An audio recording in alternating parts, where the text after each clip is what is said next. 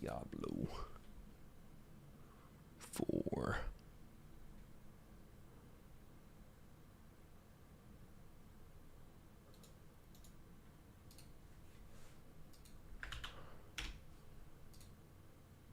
Okay, I just sent the link in there. Okay, I just sent the link in there. Okay, I just sent the link in there. Alright. Okay, I think we're ready. Hold on,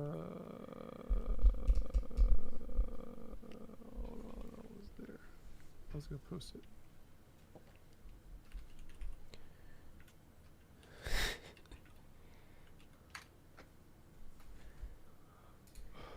Okay, let me see. How do I sound?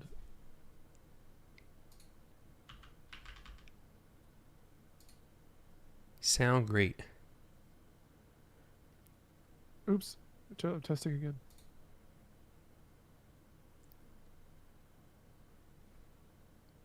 I'm good. I'm good. You All wanna? right. I think I introed the last one. If you want to do this one. Okay, I don't sure. remember. Hello and welcome to Bad End Podcast, episode 124. I'm Josh Calixto, joined as always by my wonderful co-host Kyle Cookstell. Kyle, a little bit Hi, sick, but no worse for wear. I'm not. Yeah, I apologize in advance for. I've got a good deep podcast voice right now with that little congestion. Got that congestion core. Mm. I thought you were doing a bit for a second. I feel like you were more jovial in that intro than normal, so I was waiting for you to do the real one. So, I try to but we're do here it. now. I try to do like a little bit different every time, and You then A/B test the intro. yeah, if it's less listeners, like I got to go lower voice next time. Just carefully gauging every single episode. We got some video game talk for y'all today. The big game of the past few weeks, I would say, was Diablo 4. Maybe, I mean, we could wrap up Zelda a bit. Honestly, dude, there's been a lot of big games of the past 2 weeks that you could have just been talking about. We got D4, Yeah, we got FF 16, we got Liza PP, we yeah. got Six, Street Fighter 6, Oh, we got SFVI, SV. SFVI, we got a VI and an XVI in the same week. I guess that's not necessarily true. There's been a lot of stuff coming out, and I think that I mean, the main thing I've been playing is Diablo, which is what we're gonna talk about. But it's sort of crazy where it's all of a sudden everyone's like, "Oh shit, we gotta put games out," and here they are. They're all here. And I mean, kind of to segue into Diablo a little bit, I feel like last year was kind of the death of video games, and I feel like this is kind of the revival. This is kind of the revival of video games, kind of. It feels like we're back, baby, in some ways. Not every way. I still want to maintain a little bit of healthy pessimism for the future, but maybe video games aren't so dead after all. You know what I'm saying? I don't. So maybe we could talk about this, but there is something where it feels like we are at the death of video games by what Diablo 4 is. Maybe we'll get there. Okay. Can I open up this conversation by saying take a step back, the name Diablo 4. Let's skip the 4 part. This game is called Diablo. Yeah. Just take a step and say, what? This is like a Pacific Northwestern American team calling a game Diablo instead of the devil. Yeah. I'm trying to think of it's like if you had an action adventure game about a cockroach called Cucaracha and you're like an American, it's so stupid. It is like a dumb name. It's become obviously you don't think about it anymore, but we have to remember this game is called Diablo, as in the non-English, aka Spanish way to say Is there devil. another language in which Diablo is the word for devil? That's a great question, Josh. Let me Google. So I actually was thinking about this stuff a lot with this game because this game feels so religious compared to Diablo 3.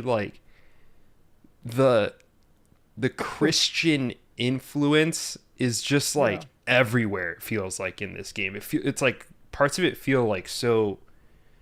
And it's really interesting because okay, now I guess we're talking about Diablo, but it's interesting to me because I you know how World of Warcraft and Warcraft itself is kind of like a Tolkien Dungeons and Dragons high Sure. fantasy type deal. This feels like that, but with Christianity, which is not like, which is obviously what it always has been, but for some reason in Diablo 4, it just hits me real hard that this is like You're thinking about taking, converting converting to Christianity. or picking it back up. I don't know. Like Diablo's making you think about the holy war between angels and demons and saying maybe I Yeah, I should choose a mean, side. well, it's also interesting because there's no like Jesus in the game. There's no Jesus, so like there's just and Yeah, also yeah, yeah. Diablo is not. He's like one of the prime evils. I want to say. I don't know if it's a prime evil or one of the other I don't know if he's types of actually evil. called Diablo. Is he actually just It called is Diablo? Diablo. Yeah. He, There's like Mr. Diablo. Belial, Belial, and then like a bunch of That other was the whole thing, and yeah, that was Mephisto. like, well, that was what Diablo, the Diablo lore, BTW, kind of nuts, kind of pretty cool. Yeah. But Diablo 3 was like, I think if I remember the story correctly, you were kind of taking part in the There's like some phase of this eternal battle, and you like fought all the big bad demons Mm. as part of like the story. Like you went to like heaven in Diablo 3. Um, Right. Right. Right. I haven't played enough of the story of 4 to know if you do that this one, but it was like basically like Diablo 3 was like they bring out all the characters and you like meet them all and stuff because they're all like Mm. parading around. I kind of want to go back and replay that game because I was like really into the story of this one. Um, I Yeah. was digging the writing and the voiceovers. Like, holy moly, this is some of the best voice acting I've seen in a video game. Like, I kind of want every game's voice acting to be like this. Um, I think it's like what it's doing that's really good with the voice acting is that it's like all melodrama, right? yeah, Like it's not trying to like sell you on this like serious plot for serious people. right, Like it's melodramatic in a way where they can play to the type. yeah, And and so it's like, oh, they're doing a bit and it kind of like pulls you in versus you trying to be like, I know you're trying to sound serious right now, but you're tell me to go kill 10 pigs. Come on. it's like, and it's in like a non-postmodern way.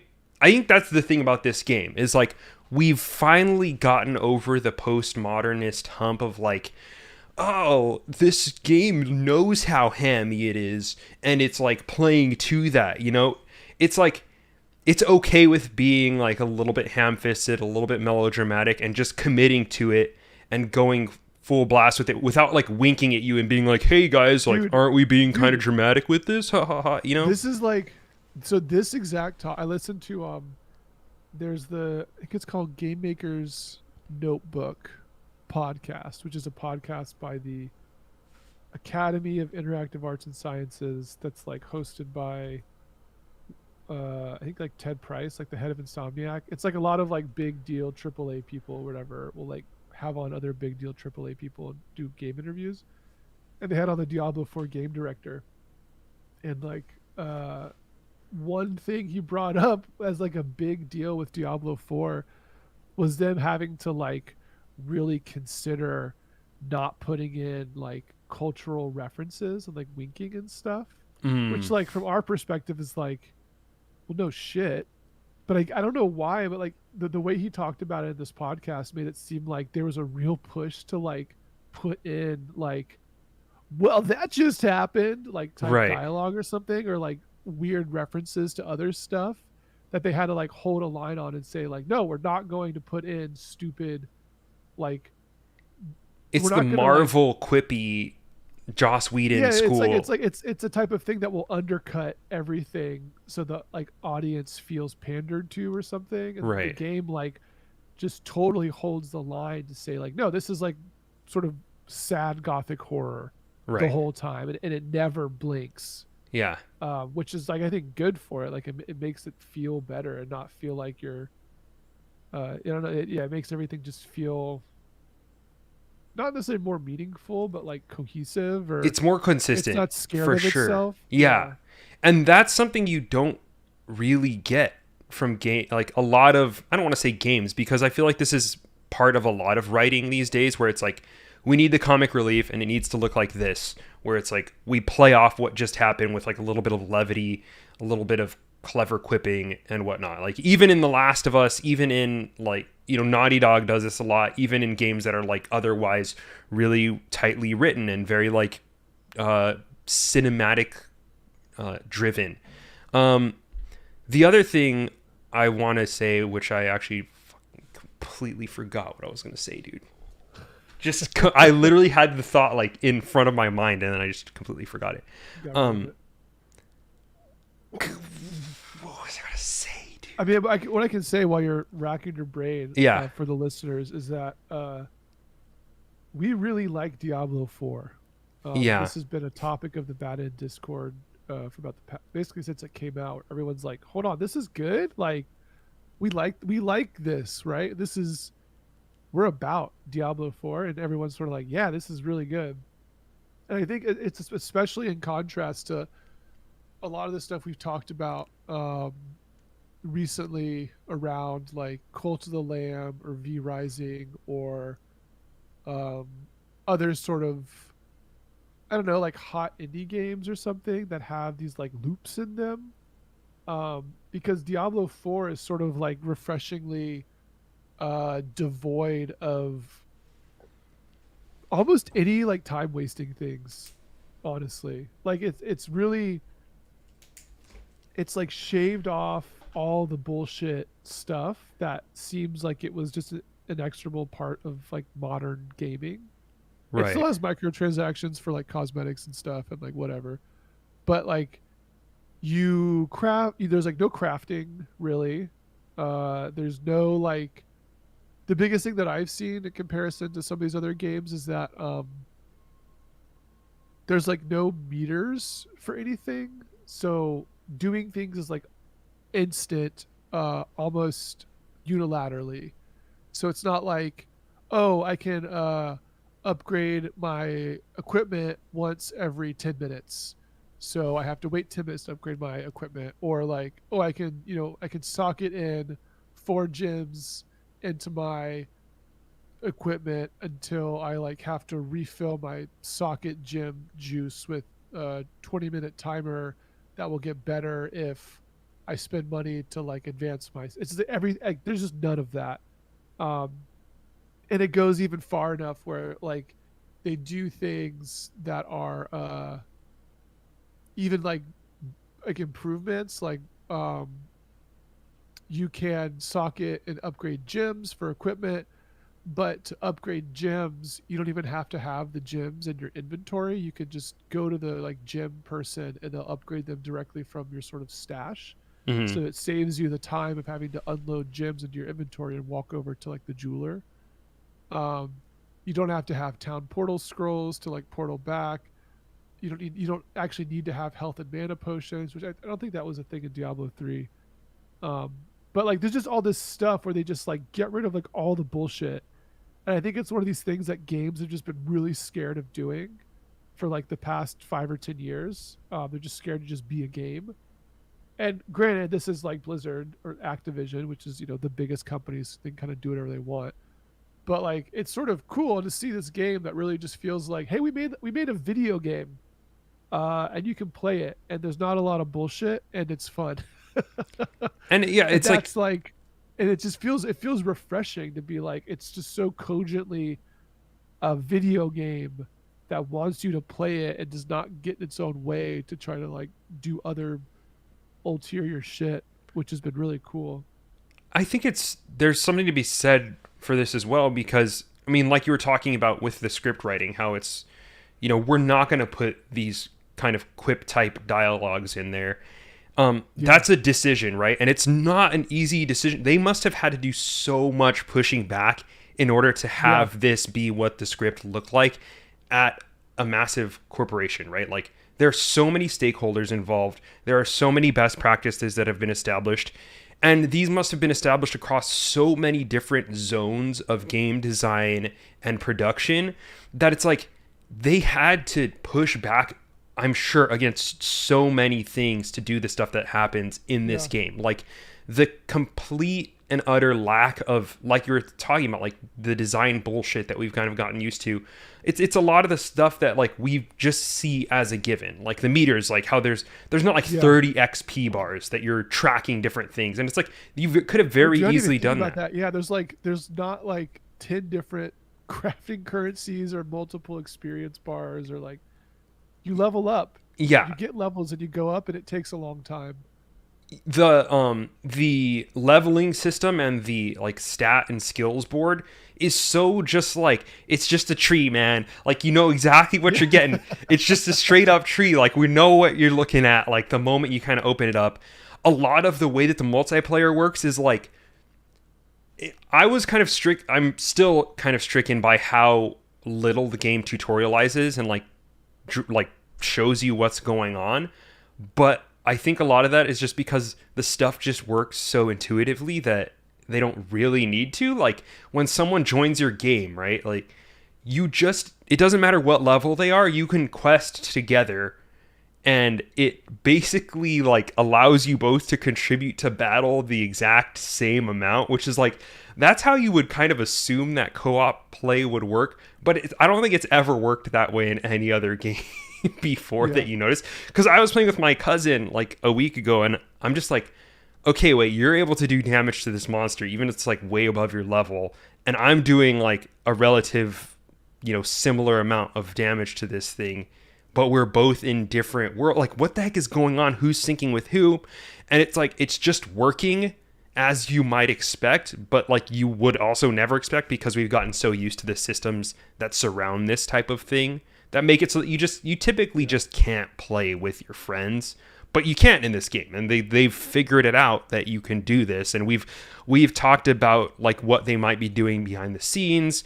We think that each character just does a specific percentage amount of damage to the monsters so that it always like scales no matter what level you are, and it syncs to the party leader's progress in the story so that like once you join someone else's game you're where they are in the story. So like there's a lot of stuff going on that's just like doing all the work behind the scenes so you don't have to worry about it, and it's just like I don't know, it's just really gracious game design, generous game design. Yeah, it just feels sorry.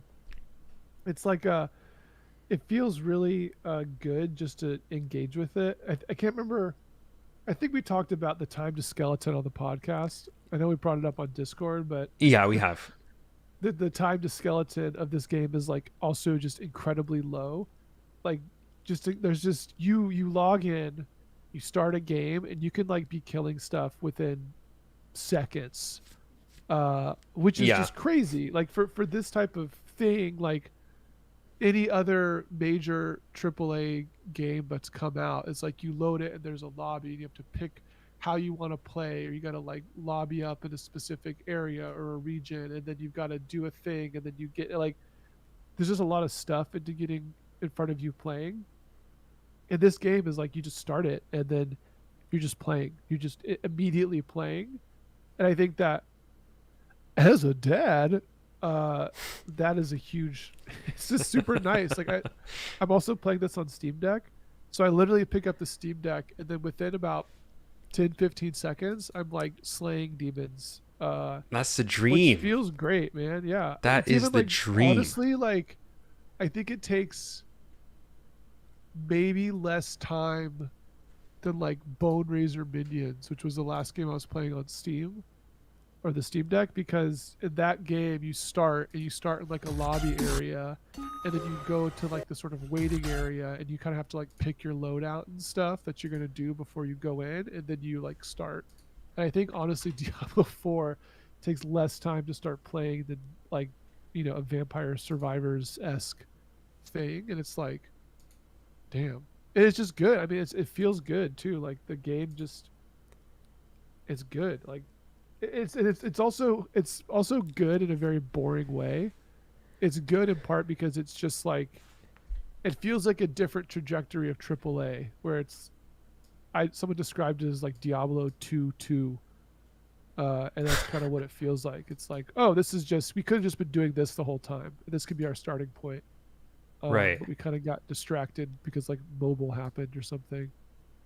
Um, Yeah, that's like exactly how I feel. I mean, the other thing to kind of latch on to what you're saying too, that I had this thought when I was playing the game, which is there's always a point in this game where I feel like turning it off. Also, yeah, like I think this has to do, and I don't think I'm reaching too far with this, because this is like legitimately how I feel about this game, which is that like the consistency of the way that this game is designed artistically, tonally it always feels like very similar. It's comforting but like slightly oppressive. I would say it's like light Demon Souls, like Demon Souls yeah, light, where it's like you're very interested in this world, but it's like a little bit much at the same time. This game actually doesn't feel that way so much to me. Like, so I think it's a kind of light version of that, right? But it always feels like you spend a couple hours in here and then you're like, all right, I'm good.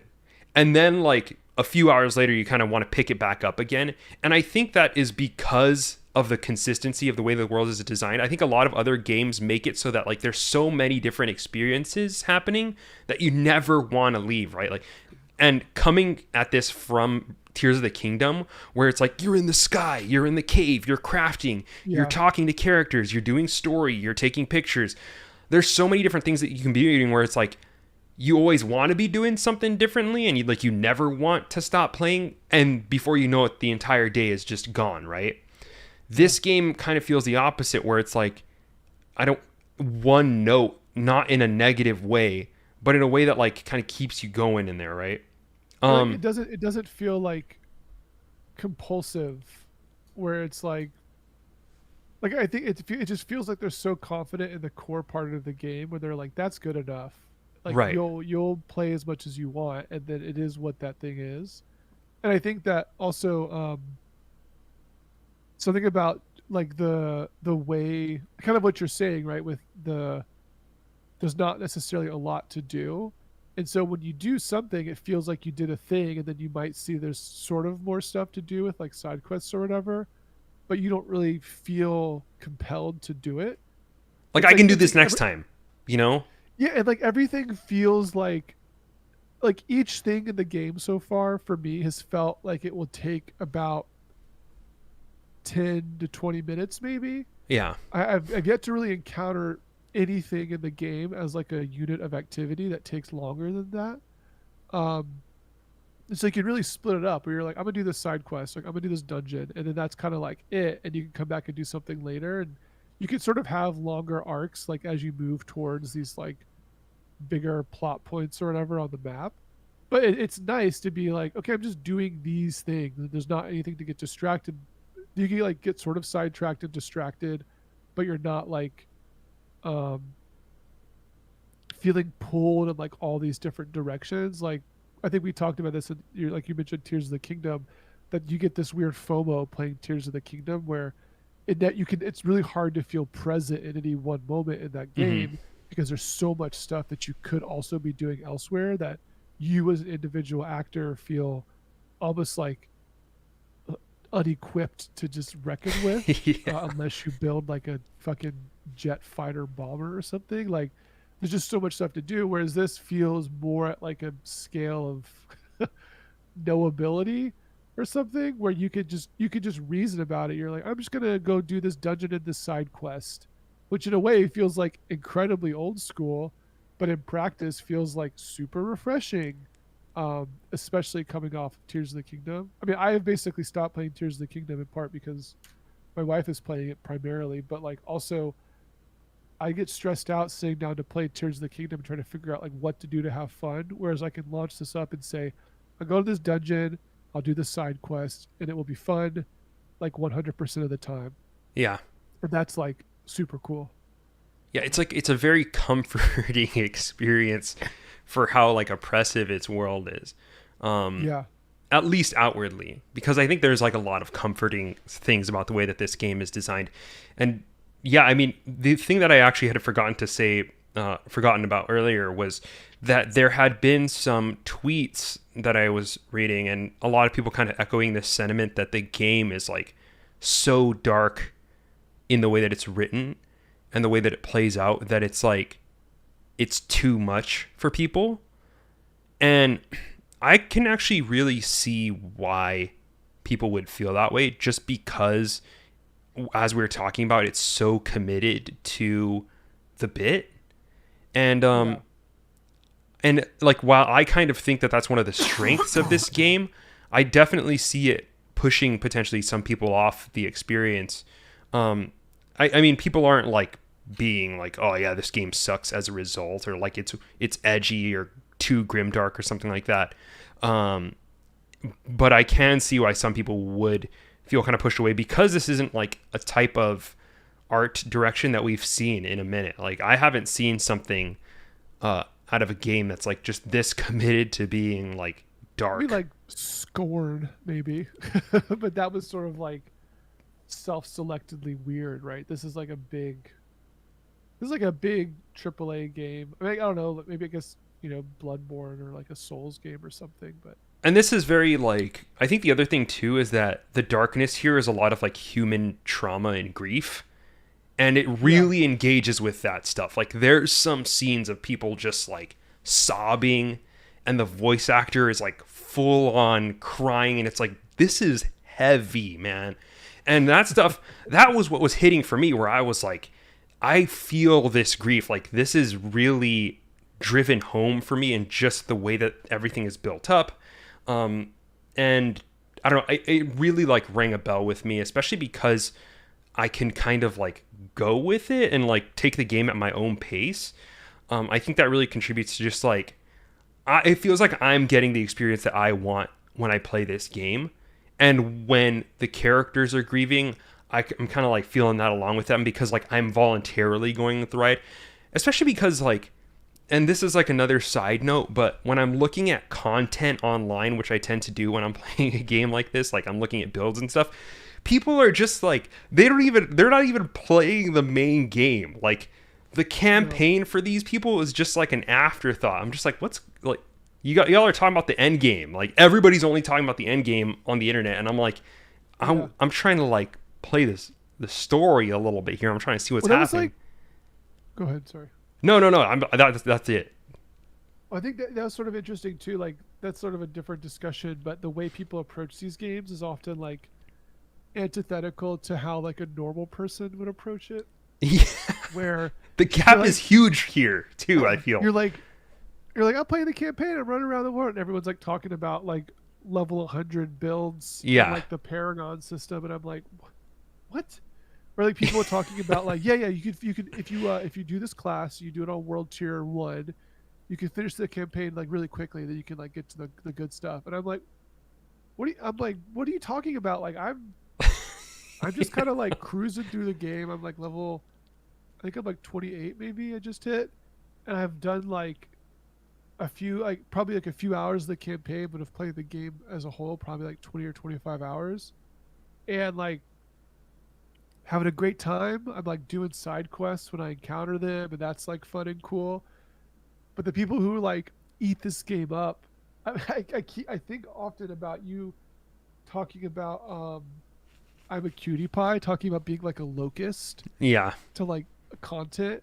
People come to this game and just devour it and like take it out for parts just to get to the end game like as quick as possible. And they're like, yeah, just you mainline the campaign, then you go back and do all the side quests really quickly. And I'm like, maybe you're just like ruining this game for you. Like maybe you could smell the the bloody roses for a little bit and just kind of enjoy what this thing is now, because the campaigns are sort of not the point of this game ultimately, but also like the Diablo 4 campaign is like what we say like 20 or 25 hours long, like if you did just kind of mainline it at a normal person pace. And then if you didn't mainline it, that's like there's like a 50-hour game there that's like plenty game to Right. play. uh and just doing that is like fine. But yeah, there's this whole other layer to these games that's like only sort of reveals itself should you choose to like take the monkey's paw And then once you do, it's sort of hard to look back. And I think the other thing too is Yeah, that like people have been playing games like this forever, right? And that's like yeah, it is what it is. Like there's different ways to play video games, and obviously Diablo is built so that this experience can exist, and they're building around it. But it's on the internet when you look at YouTube and you type in Diablo 4, it's like you would never know that like there's another way to play the video game, which is to like just play it through the way that you would play another video game and then enjoy the stuff after the main stuff. Because like everyone is just assuming you also played the beta and you also know how the Paragon yeah. board works, and that you also like a lot of people have never seen the Paragon board. You know, like they're not going They to like see it for might hours and not, right? hours. Yeah. Yeah, it's like not till you hit level 50 do you even unlock it. So I mean, I don't know. It is Yeah, what it is, there's but no I like kind of weird wish point. there It's was just like it. more content that was around the way that like the average person would kind of play this game to start out with, you know? Yeah, because I mean, it feels like you could. Yeah, it's weird because the game is like long, sort of by normal game standards, right? It's like the let's see, let's go to good old howlongtobeat.com.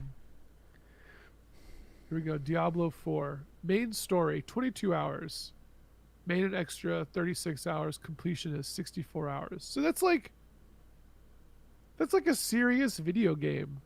Like that takes time to beat or Yeah. whatever. And that can like be enough for people. But I think it's I think what happens is that there's sort of like two communities of players that have latched on to this type of thing, and then the people who stick around forever and make people want to play Diablo are the people who want all the in-game stuff, but most of the people who play it are just play main story or whatever.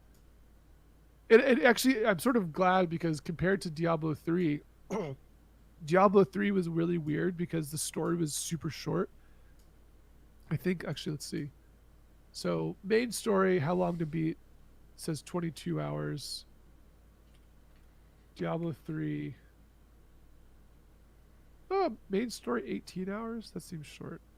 I don't. Maybe that's because 18 is pretty short, but it also I depends wonder on if that's like the how many extra. side quests there are and stuff like that. Like Yeah, there's a ton of it just stuff. felt like you could like run through Diablo 3. It was like super linear, and you could just sort of do it, and it didn't feel like the experience of playing the main story was like a video game. It felt like content, whereas Mm. like the story stuff of Diablo 4 feels like the game itself, and it's sort of in a separate mode or something.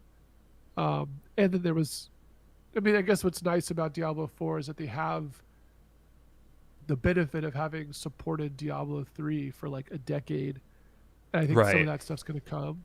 Because there's also like, man, there's so much stuff with this game too that like they've talked about that's not in yet, but's going to happen with like the seasonal content. Uh, like basically running seasons that will have like sort of give you different ways to play the game. So it's not just you running the same like story over and over and over. That's like going to be pretty exciting. That's dope. It's honestly, dude, it's got this like someone described it as like feeling like WoW 1.0 or something. It's got this like vibe of like you're playing it and you're like going to forums and like looking like you're saying like looking at builds and like people are trying to figure stuff out and like there's sort of a community and like there's just good vibes and people are just kind of having a good time. It feels I don't know, it just feels cool like nice to be a part of something that is like uh an untainted, I guess, good video game. I I think mean, what minus all like the shit going on with Blizzard, but uh, like as a thing right now, like they're starting off from a really good place where they kind of figured out what Diablo needed to be for the I don't know the late 2010s, 2020s, and they're kind of starting there versus how they started Diablo 3, which was the first Diablo game in what like a decade, yeah, it was like 15 more than a years decade. more. Yeah. And they're like, what is a modern Diablo game like? And they've like figured that out, and they probably obviously see what happened with like Path of Exile and like Lost Last Epoch and other stuff, and they're kind of like iterating on that. And then honestly, dude, they're like doing the thing that Blizzard was always supposed to be good at, which is like picking up other genres that are already successful and then making them better. And it sort of feels like they're back to doing that again, which has been cool. It's interesting because there's so many aspects of this, right, that feel like Diablo going back to its roots. Like Yeah. it's going back to the art style of Diablo 2, and they're really peeling back a lot of, like we've talked about, a lot of like the last decade of microtransactions and mobile influenced gaming mechanics, and just really peeling back for this kind of old school experiences. But they're doing it where it's like, what if we just picked up where we left off? Like, what if we made like Diablo 3 Yeah, it without really feels knowing like we just took anything like about like mobile gaming and stuff like that? Like, what if we just kept going? Yeah. And it's interesting because it carries over into like the character design and stuff too. Like with Lilith as a character, it's like this really intriguing, you know, femme character. And then you have a this other aspect of it, which is there's like people of color in this game, and that's like typically known to be this like this thing that's like controversial in gaming, like, oh, that wasn't in Diablo 1 or something like that, where it's like they can just do these things because we've made some sort of like social progress in the past couple decades, and just keep going with it and make these big decisions that like they were never able to do. And that's what really intrigues me, is when people carry on these threads from decades ago where we got sidetracked by progressions in technology and the way that things have gone, or the way that the world was at the time where you couldn't build something like this. And they go, what if that had, like, those things had never happened, if we had never like gone in those directions and we just kept moving like straight forward using like everything that we know today? That stuff really intrigues me and is like really hard to get made, especially with a lot of money behind it. And that's what I think this game does really, really well. Yeah. So I'm super into it as a product of that. I just actually beat the campaign yesterday. Wow, congrats. Dude, it's solid. I'm a big fan. I can actually see I'm not a huge end game type person, especially for stuff that feels very single playery, but I can definitely see myself coming back just because it is so like bite size and so like approachable. It's such a comfort game. Yeah. It's got that feeling of like the really easy thing to like pick up with some buds. Where you're like, tonight we're gonna just run some like nightmare dungeons in Diablo. You're like, all right, cool. I think the hard question is where does it go from here? Like, where do video games go from this point, right? Because I think this is kind of a theme that we've seen a bit this year of like going back to roots, forgetting about all of like the things that we've seen happen over the past decade, and really just like starting from scratch. And I think a lot of this is influenced by progress in indie game development, where it's like a lot of those games have peeled back the layers and created really compelling experiences that can still make money and monetize things in a valid way. Like this game does have a shop, but it's like totally not pushed on you. It's just kind of there, and it's all just cosmetic stuff. I can actually totally see myself engaging with it in the future, just because it's like so well really done. Cool. Some of the outfits are really cool. But it's like, okay, so like we have this game with a compelling amount of content. People are happy with it. We have microtransactions. Like all this base is set, right? The game sold really, really well. So what do we do now? And I think that's the hard question of like, how do we progress into the future? Like, do we need to find more new ways to monetize stuff, or can we like just keep moving forward with this? Or do we just, I feel like Tears of the Kingdom, its answer was like, just go bigger, This was the thing I was sort of talking about at the start of the podcast, which is like this Elden Ring and Tears of the Kingdom in some ways feel like a victory lap for gaming. Yeah. Like this is, it's hard to think of wanting more than what Diablo 4 is offering in terms of a game that's offering what this genre is. And same thing for Elden Ring, and same thing for Tears of the Kingdom. Although I mean those games are sort of playing in a similar territory, but like I really feel like we're approaching the limits of like meaningful excess, where Elden Ring and Tears of the Kingdom are both so big that like unless you're just a really dedicated gamer, you're not going to beat all of it. You're going to do like the story campaign, and that'll be like fine and stuff, but there's like so much stuff going on there And same thing with like Elden Ring. Like it's hard to think, and those games execute both so well on the stuff that they're doing that they don't really even need more. Like it's not like I play Elden Ring or Tears of the Kingdom and be like, man, I wish there was more of that. Like there is enough inside there. Uh and I think Diablo 4, like they're gonna do seasons, they're gonna do battle passes and like all that stuff, and that's gonna be fine. But it doesn't feel like either, like all those three games sort of both feel like they address the best version of what those things have always been trying to be, but also by doing that, maybe foreclose other possible paths forward. Well, because they're So it, Aonuma was talking about how this is like the new formula for Zelda moving forward, and it's like, uh, do is that what we want? Like, yeah, it's like I don't know if I want like a Tears of the Kingdom every 2 years, yeah, really. Like I like the Breath of the Wild is cool, like one of the best games of all time. Tears of the Kingdom is sort of relatedly really good, but like I don't know if as like a gamer I want to play a Tears of the Kingdom like for the next 30 years of my life. yeah, And I think that like looking like Diablo 4 is notable in part because it's a lot like Diablo 2, which we did again 2 decades ago.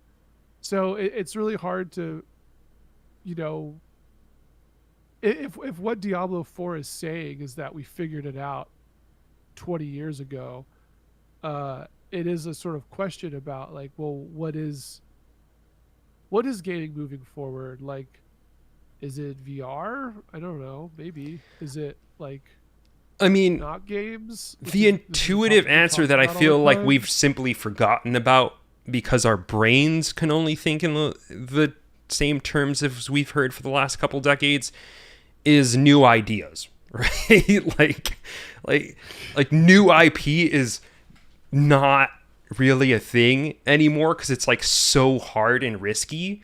But like that, I mean, the ideal next step is to like do something new and like do something that we haven't seen before. But how to do that is like, it's such a different question. But I feel I mean, I like, think, dude, this but I game must have been so hard to make. It must have been so hard to make this game. Like, I don't think people appreciate how like yeah, how many I'm people with like you, man. have people worked at a corporation before. Like, it's so hard to do stuff like this. I bet like it only happens in part because like a lot of the WoW classic stuff happened, where like Blizzard Mm, was like, oh, turns out people do actually want and pay for sort of nostalgia-ish stuff, and they're like the Diablo audience is big enough that like we can do this because yeah, I don't know. I feel like there's something there that's the only reason it happened. Because this game's also been in development for like a long ass time. And also they just did Diablo Immortal too, which is like very much Diablo 3 2. This is Diablo 2 2. They're like sort of both different versions of what Diablo 4 could have been, or it is. But God, I just think yeah, about. I don't know. It's like maybe this is all we want from video games, and like this is where it's gonna like die on the vine because you could just play Diablo 4 for the rest of your life, which like maybe I keep thinking of. I don't want to talk about this again, but like I keep thinking of that study that talks about how like kids or something play like less console games than like their older cohorts. I think like they do other things instead, like TikTok or whatever the hell else. Like this sort of feels indicative of this, right? Where it's like if the best video gaming is going to do is make a better game of a game that we made 20 years ago, it seems like that's a sign of the end times. It doesn't mean that stuff is bad. It means that we get like an Elden Ring, we'll get Elden Ring DLC, we'll get Elden Ring 2, we'll get Tears of the Kingdom. But like the long tail of that stuff is that like what does it mean for the video game industry to look at itself and say, turns out people really just wanted what we did 2 decades ago? That's like a hard pill to swallow. Uh, but My in the thought meantime, it on was fun to this, play Diablo 4. my thought on this is that like game franchises are beginning to resemble something more like archetypes of gameplay Yeah. where we don't necessarily want more Diablo. We want more of like the click and pop. We want more of like the feeling. Like basically what we're paying for is like more updated that feeling of what it feels like to like press A on your Yeah. controller, whatever your bindings are if you're playing on controller, or click on your mouse and watch them, like a big group of monsters explode in treasure and orange legendary items, and then like Yeah. do that again because it feels really freaking good, man. Like it just does. Like this is Yeah. science. I don't even need to see the study. I feel it in my brain. But another one of those, that feeling is like what we're paying for, which is kind of antithetical to how we see a lot of other art forms. But like that's just how video games work. And I think the best that we can ask for is that these continue to at least have some semblance of artistic ambition, which it to me it feels like there's that with Diablo, even if people don't engage with it 100%. And kind of parallel to that we have new archetypes pop up, like, and that's what IP is, but it's starting to feel like there's this sense that we've kind of done it all type thing, you know. But with Yeah. Blizzard, they do this thing where it's like they take these archetypes that exist and say like, here's what this feeling should be like to us, and then they do that. So the next step I think for Blizzard is going to be to find another one of those, really hone in on it, and have it something that feels really good. What's gonna happen is they release Warcraft 4 is finally gonna come out. And they're gonna do it. Turns out it's good. Dude, I would like that. Would be I fun. think this is also like I think what we're also circling though that like might be just the truth is that there's this thought that I think you and I have mostly unsubscribed from that has to do with this concept of video games being like more or something. It's like the games for change motto or whatever, where you're like, oh, video games can do so much. And it's like, no, I think video games are good at clicking heads and making demons explode. Like, I think that's kind of what we figured out they're really good at. And that's just kind of what it is. And like, you can subvert that and choose that medium as the thing in which you would like to express your idea. But what video games are good at is like making you feel powerful. And like, that's not a bad thing. I think that it's just coming to grips with like, yeah, maybe video games are about having power fantasies, and that's like where they excel, and that's like okay. I It's not like a video game is going to be the thing to tell the best story of all time. It's not Um, that I've unsubscribed from that idea. It's just that I think like the reality of the situation is that like think of how hard it is to make a movie that's like that, right? And yeah, the cost of entry to creating a film is like astronomically lower than what it takes to make anything video game. So to yeah, like have those stars align of like getting the money it takes and resources to create a video game, and then creating something that actually lives up to the ambitions of the 2014 Games for Change, can a game make you cry, video games as art discourse, is like the alignment there is like once in a lifetime. And yeah, I also think that a lot of that comes organically via like a creator who just so happened to be in this place and just so happened to create an experience that makes a certain type of person feel a very specific type of way. Like I think this was Kingdom Hearts for a lot of people, for instance. Like that game is like it just hit at the right time with the right combination of yeah. things. The stars aligned. It wasn't like the best video game ever made, but for a lot of people, No like it shit. hit so perfectly because of the way that those things just so happen to be at the same place, the right place, the right time, essentially. And I think a lot of Yeah, video games is going to be like that. But as far as like a consistently good experience, yeah, clicking heads and watching things explode in treasure is like it's a tried and true thing, dude, and like it's always kind of gonna be like that. yeah, It's just if you look at it realistically, it is so hard to make a resonant experience through a video game just because how many cooks need to be in the kitchen for it to get made. yeah. I don't know. It's And it's like it's kind of freeing when you start like thinking that way, because you kind of accept that like you can just get that sensory pleasure out of games, but also like understand that there's the possibility for something bigger there, which I Yeah. think is kind of where we're going to exist for a while, until they create something where just everyone can make video games. I mean, I know Unity and like RPG Maker and Twine and all these tools make it much more accessible, but we need like whatever the next step of that is going to be. I also think though that like the democratized tooling doesn't necessarily mean democratize ideas. Like you give Mm. people tools and they just will make stuff that like has already been made. I think it's still like making something new and interesting still requires like a certain It still requires a lot of stars to fuzzy, align, because yeah, a lot of people are fuzzy. like, I wanted to play the game that I wanted to. I wanted to make the game that I wanted to play, and it's just like that game is just like Like, Counter it's no Strike shit, man. Yeah, with Roblox characters. You know, yeah. Are we trying to talk about BattleBit? Is that a segue? Battlefield with Roblox characters. We Sorry. could take like a little last 10-minute pod zag to talk about BattleBit. Yeah, I'm we could do a little bit of a sure we'll talk about zigzag. Diablo 4 again. It's really good. Uh, Battle.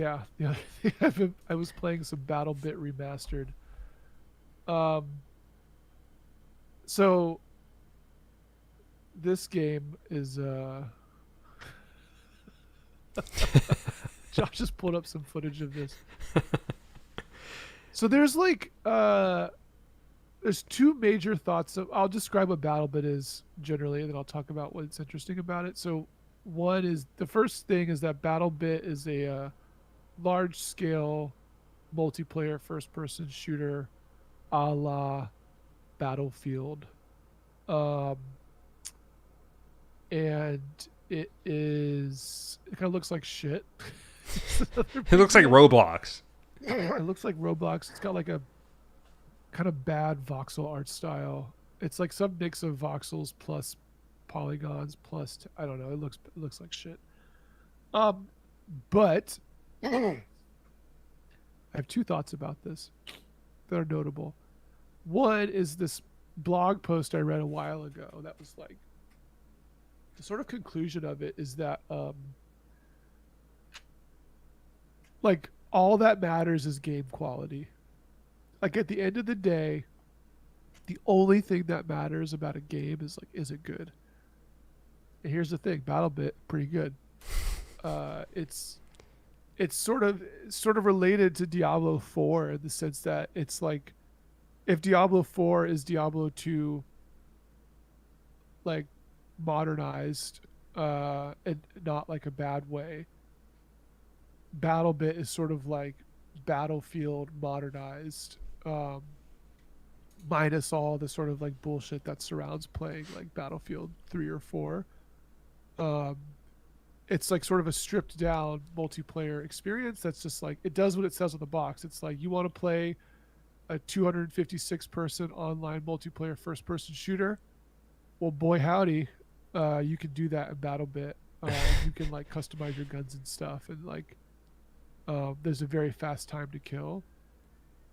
So it's sort of fun and zippy, and It kind of looks like just it's somebody good. playing Call of Duty on like very, very, very low. Yeah. So- But the other thing about this is that like the game is also like notably like flaff free. Like it does have like loadouts and stuff, but like there's very little friction between you and playing a game. And there's something with this that I really associate with like I think the Roblox gamers are growing up. Um, because if you've ever played like a Roblox game, like there is some sort of like bullshit around like uh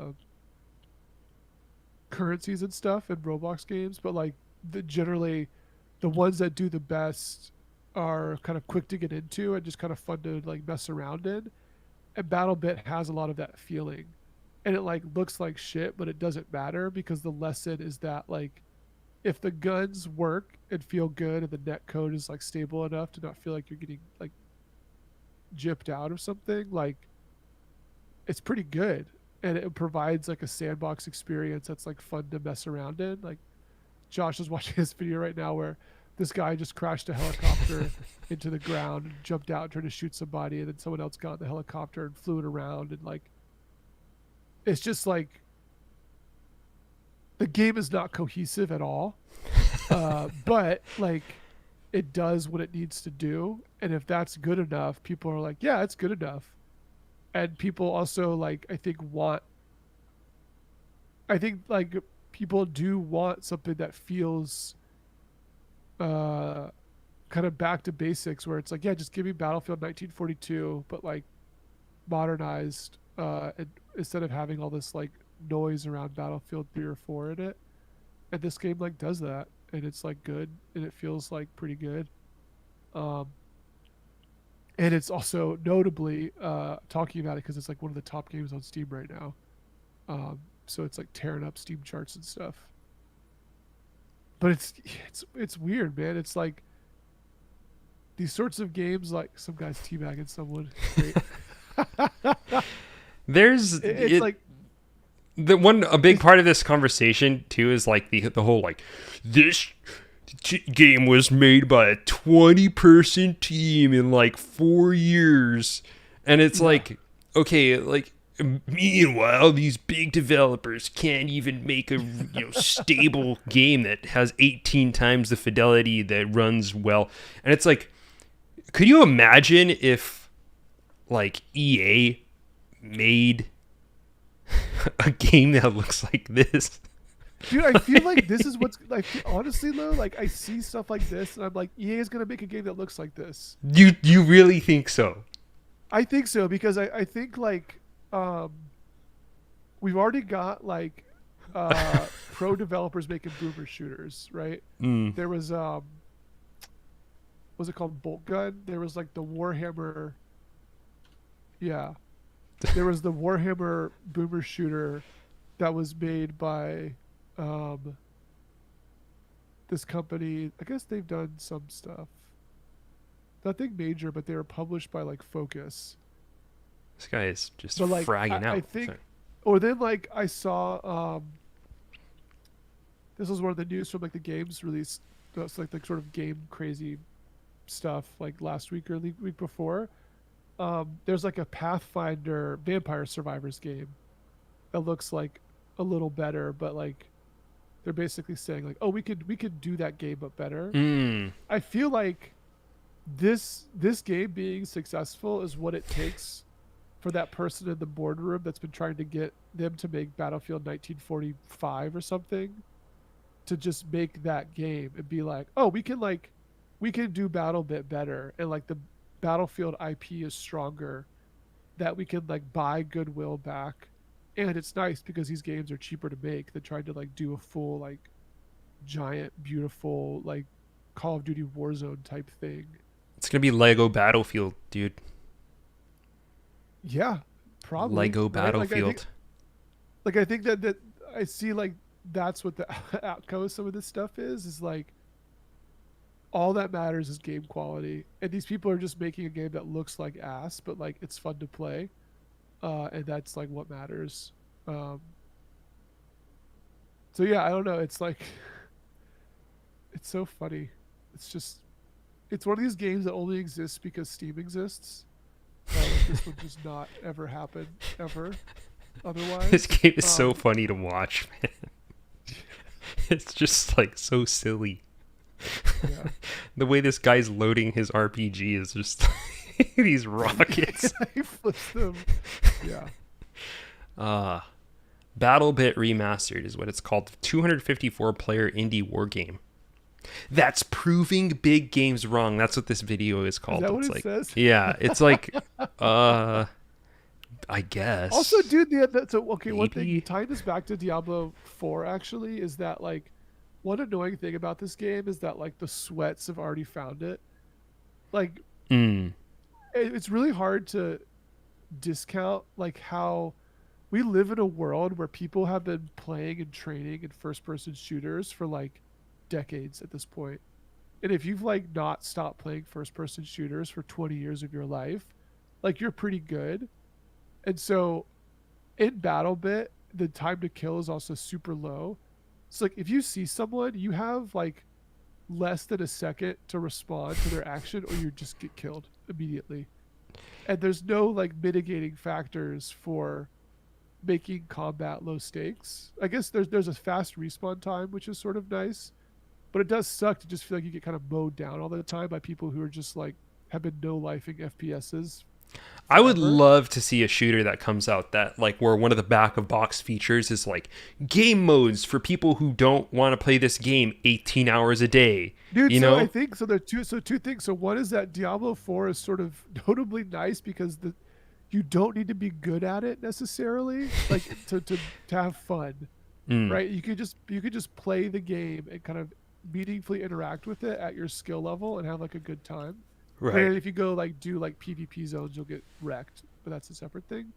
But the other thing I was gonna say is that like I think this sort of in contrast to a game like Hell Let Loose is really interesting because Hell Let Loose is this kind of ultra realistic World War II shooter.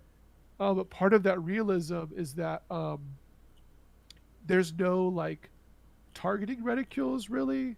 There's not like an easy way to attack stuff. You really have to like you're using like imperfect guns, and you can develop skill with that. But the skill you're developed is directly related to playing Hell Let Loose versus like, oh, I played Counter Strike for 15 hours a day for 10 years, so Right. I'm just good at any game that functions this way. And so I feel like BattleBit is like there's just no guardrails for that, so you could just clean up people if you're like really good at first person shooters. That makes it difficult to play, um, which I think is like I don't know. This is like a bigger issue with first person shooters generally because it's hard to figure out how you break that spiral because that is the audience. But also like getting killed every 10 seconds because you popped your head out for like a quarter second too long is like I don't know if you've ever played like Red Orchestra, but it was sort of the same thing in Red Orchestra where like if you saw someone, you should just assume that they saw you too, because everyone who plays that game is such like a sweat that you just immediately get hosed. Um, so I really yeah, want to do a thing about climbing, climbing game design, because I think a lot about this stuff with regards to climbing and like as a sport, rock climbing. rock climbing, yeah.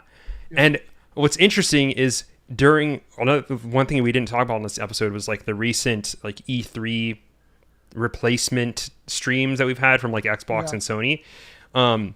And there was like quite a few climbing games on there. I noticed like where the whole point of the Ooh. game is that you climb. Like the big Don't Nod thing that's coming out is a climbing game specifically about climbing.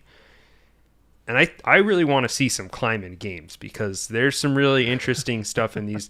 And I want to talk about this more specifically, but I've been wanting to do it in like sort of like a long form format. Like a video essay. Maybe like a just I kind of want to do some streams of just like talking about Okay. this, hashing it out. Let me know if people are interested. I'm interested, Josh. Yeah, because there's a lot of interesting things about like competition and sports as like an outlet for self-improvement and stuff like that, which also carries over very heavily into video games and how games are designed because the two are pretty inextricably linked, I would say. But that's for another time. For another time. You want to wrap up? It up. Yeah, Yeah. we're looking at the sunset and BattleBit. I feel like it's Right off the into sun the is setting in BattleBit BattleBit, sunset. Yeah. All right. Yeah. Well, folks, this has been Bad End Podcast, episode 124. Thanks so much for listening. We love you all. We appreciate you coming back to listen to the show. Got some great feedback on our the Zelda app. People liked that one. It's kind of was a banger. We hope to keep bringing you bangers. And we appreciate you again listening. Kyle, thanks for being here. I know you've got a busy schedule. You got a lot of stuff going on. Kyle's sick, pushing through. Pushing through the phlegm. And the due dates for Cantata. All the big deliveries. Yeah. Yeah, you can find us on Twitter at BadEndPodcast. Email us at badendpod@gmail.com. Check out Superculture, our sister / brother podcasts, Bullet Points. Check them out, bulletpointsmonthly.com. Heterotopia is coming out with a physical edition. They're finishing up the funding on that, so go check them out. Gonna be awesome, fun land. Who am I forgetting? Superculture Review. They did a big thing on Berserk. Awesome podcast. And yeah, we will see you in a couple of weeks. Later. See ya.